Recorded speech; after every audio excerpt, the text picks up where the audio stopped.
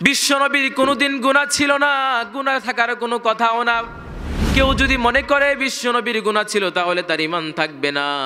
বিশ্বনবীর কোনোদিন গুনাহ ছিল না, তাও বিশ্বনবী গভীর রাতে রাব্বুল আলামিনের জন্য দাঁড়িয়ে যেতেন, রাব্বুল আলামিনের জন্য দণ্ডায়মান হয়ে যেতেন। ওয়া কিয়ামা, দণ্ডায়মান হয়ে যেতেন। সুজদা, তিনি সিজদায় চলে যেতেন। রহমানের বান্দার পরিচয়, তারা দণ্ডায়মান হয়ে যাবে, রাব্বুল আলামিনের জন্য সিজদায় যাবে। বিশ্বনবী মুহাম্মদ সাল্লাল্লাহু আলাইহি ওয়াসাল্লামের ছোট্ট একটা ঘর ছিল। মা আয়েশা সিদ্দিকা রাদিয়াল্লাহু তাআলা আনহা যখন শুয়ে থাকতেন, ঘুমিয়ে থাকতেন, বিশ্বনবী গভীর রাতে সালাতের জন্য দাঁড়িয়ে যেতেন। বিশ্বনবী মুহাম্মদ সাল্লাল্লাহু আলাইহি ওয়াসাল্লাম সালাতের জন্য দাঁড়িয়ে যেতেন।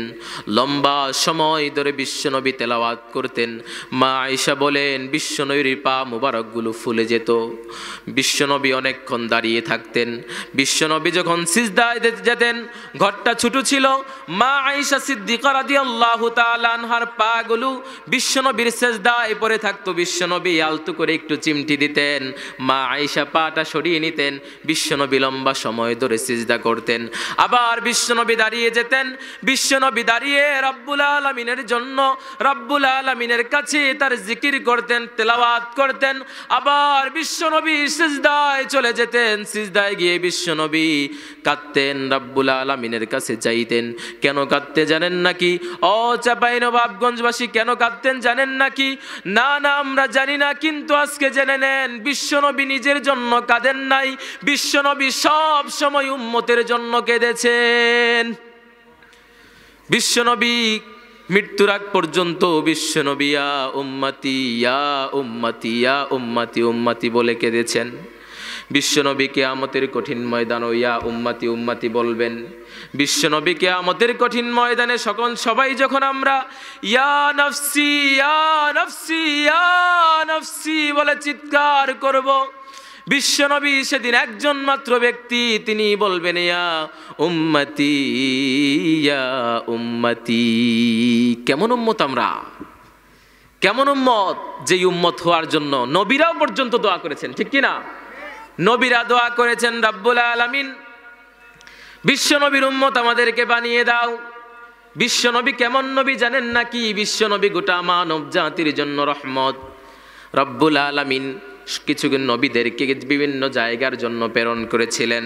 এক একটা নির্দিষ্ট জায়গা ছিল নবীদের, আপনি এখানে দিন প্রচার করবেন। কিন্তু বিশ্বনবী মুহাম্মদ সাল্লাল্লাহু আলাইহি ওয়াসাল্লামকে কোনো জায়গা নির্দিষ্ট করে দেন নাই।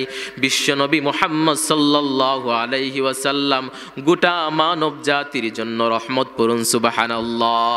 রাব্বুল আলামিন বলেন, ওয়ামা আরসালনাকা ইল্লা রাহমাতাল লিল আলামিন।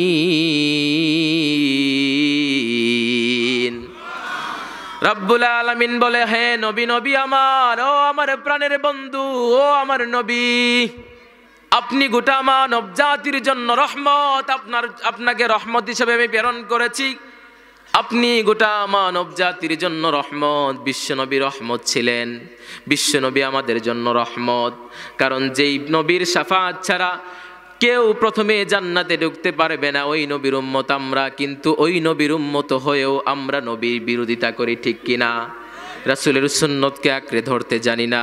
তো রাব্বুল আলামিন বলেন, রহমানের বান্দার 3 নাম্বার বৈশিষ্ট্য, রহমানের বান্দা যখন গভীর রাত হয়ে যায়, তারা তখন সিজদায় চলে যায়, দণ্ডমান হয়ে যায় রাব্বুল আলামিনের জন্য।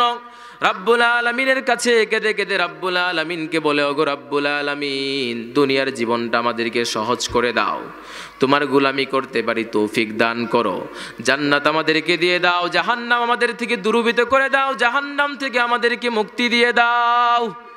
রহমানের বান্দার 3 নাম্বার বৈশিষ্ট্য, রহমানের বান্দার এগুলাই শুধু রাব্বুল আলামিনের কাছে বলে, আর রাব্বুল আলামিন রহমানের বান্দার কথাগুলো মেনে নেয়। সুবহানাল্লাহ।